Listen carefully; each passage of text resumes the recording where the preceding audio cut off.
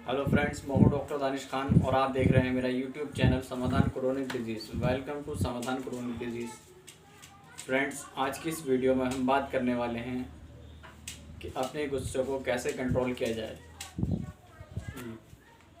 अपने गुस्से को कैसे कंट्रोल में किया जाए, यानी कुछ ऐसा कर जाते हैं, कुछ ऐसा कर लेते हैं जिससे कि हमें बाद में पता लगता है।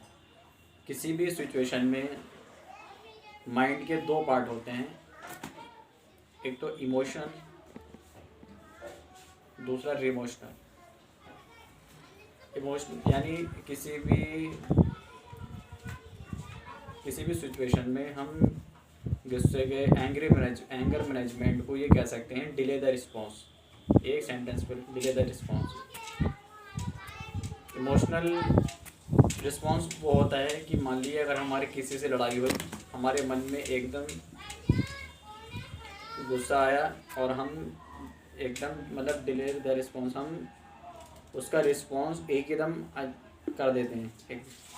यानी हमें गुस्सा आया, हम जाके गए उसके पास, हमने उससे लड़ाई लड़ी, तो ये हमारा क्या हुआ, ये इमोशनल, ये हमारा जो कौन सा वाला पार्ट कम पड़ता है, ये हमारा इमोशनल पार्ट कम पड़ता है। फिर 2 सेकंड शुरू होता है हमारा इमोशनल।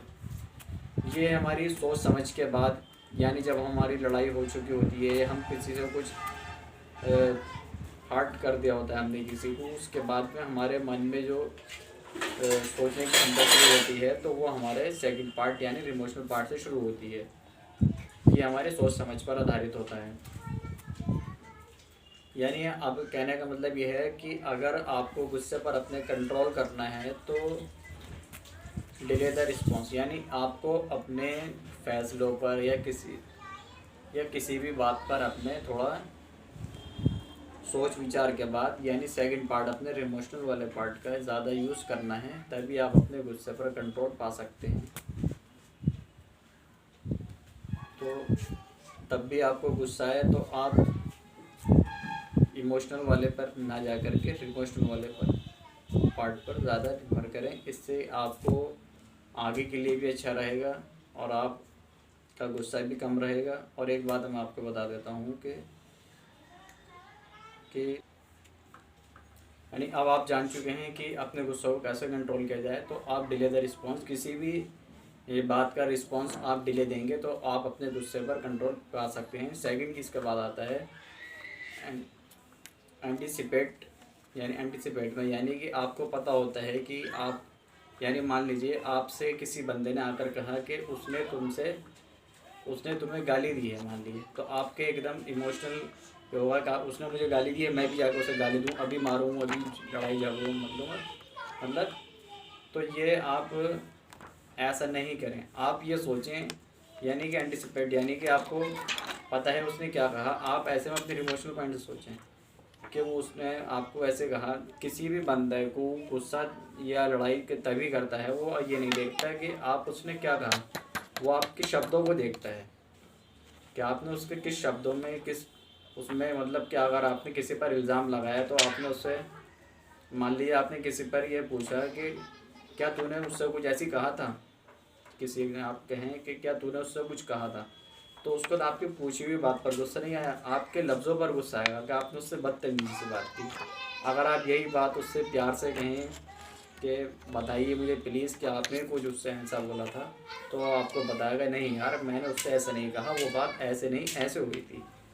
तो ये एंटिसिपेट करना, यानी सामने वाले बंदे को पहचानना, उसकी भावनाओं को। लेकिन जो होता है कभी आप, तो अब आप याद रखिए, तब भी आपको गुस्सा आए तो आप डिले द रिस्पॉन्स से, मतलब अपना रिस्पॉन्स डिले दें, और किसी से भी बात करने का सेंटेंस देखें या उसका देखें, और कभी भी एकदम किसी को ऊपर अचानक अपने इमोशनल पार्ट पर ना जाएं, किसी को ऊपर एकदम अचानक गुस्सा ना हो।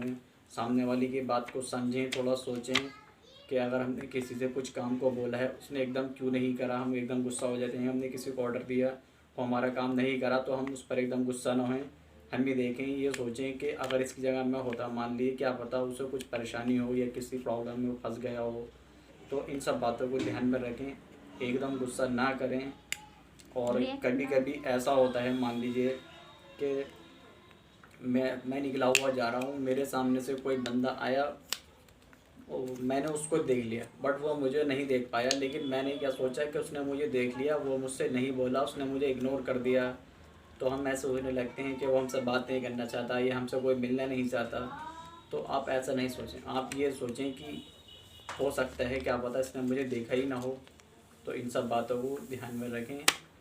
और गुस्से को कंट्रोल करने के मैंने आपको कुछ टिप्स बता दी हैं। Number 1, delay the response. अपने फैसलों को, अपने विचारों को थोड़ा सोच समझ कर इमोशनल पार्ट से अपना थोड़ा समझ लें। इससे आप मैच्योर भी हो जाएंगे और अपने फैसलों को अच्छी तरह से, अपने कामों को अच्छी तरह से कर पाएंगे। Thank you. जब तक याद रखें, बने रहें आप। और आपने अगर मेरे चैनल को सब्सक्राइब नहीं किया है तो प्लीज़ मेरे चैनल को सब्सक्राइब करें, साथ में बेल आइकन का बटन दबाएं ताकि मेरी आने वाली हर वीडियोस के नोटिफिकेशन आप तक पहुंचते रहे। Thank you so much.